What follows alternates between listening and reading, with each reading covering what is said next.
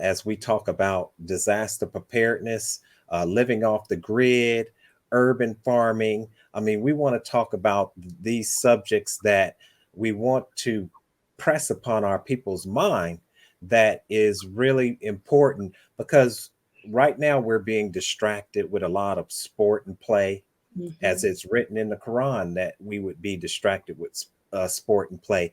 And even when we read about how the Romans fell, one of the things that they used as a distraction to get the people's mind off of the fall was sport and play, the Roman Colosseums and so forth. But I don't want to talk. I want to ask you about your wonderful book that you have out, and can you tell people a little bit about your book and a little bit about yourself? Yes, sir. All praises due to Allah. Thank you so much. I would like to always start out in the name of Allah, the beneficent, the most merciful. I bear witness there is no God but Allah, and I bear witness that Muhammad is his messenger. I greet you all again in the greeting words of peace and paradise of Assalamu alaikum. Yes, sir. And yes, I, by Allah's grace and mercy, am a author of two books, one for children and then one for general community. Disaster Preparedness, the last book called Disaster Preparedness 3.0. Mhm. And I created those books in general to just kind of give us information to have on hand when it comes to disaster preparedness and to not only rely on the internet all the time, Mm. that something may happen and then the grid is down and we don't have anything tangible that we need to be able to survive. Just look at things that we need to have and do.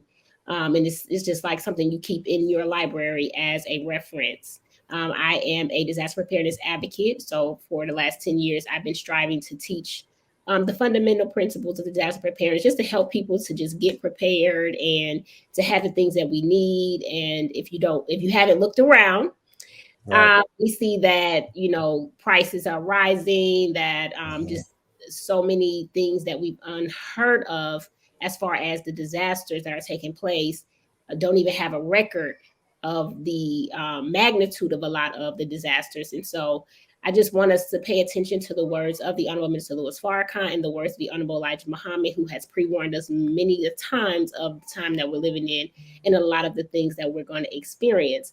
And so I just want to make it to where it's not taboo and it's not scary, but make it to where we can understand and embrace that we do have a little bit of time to prepare. And while we have that time, we be found doing that.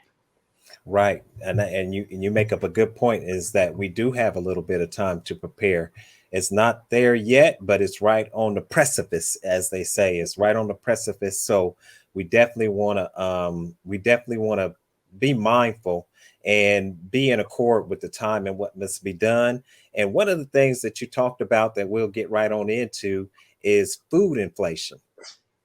As we can see that food is starting to skyrocket, and there are many factors that's causing food to skyrocket.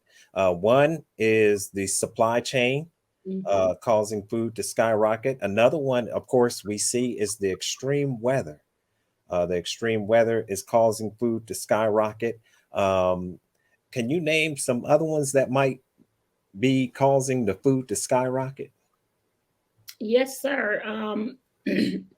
Just you mentioned the main one, supply and demand. A lot of the Mhm. disasters, which is making it hard for travel, for transportation and vehicles to get to or from different destinations.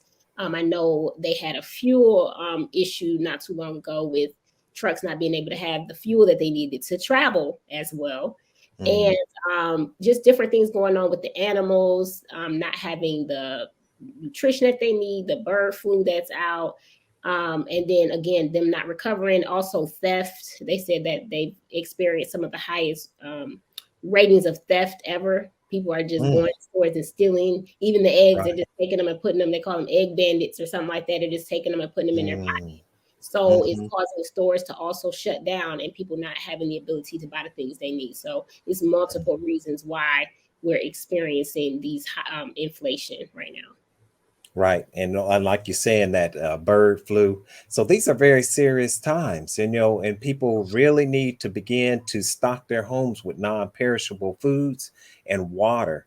And when we say non-perishable foods, what we're talking about We're talking about foods that people can store in their homes for an extended period of time that won't spoil or won't go bad.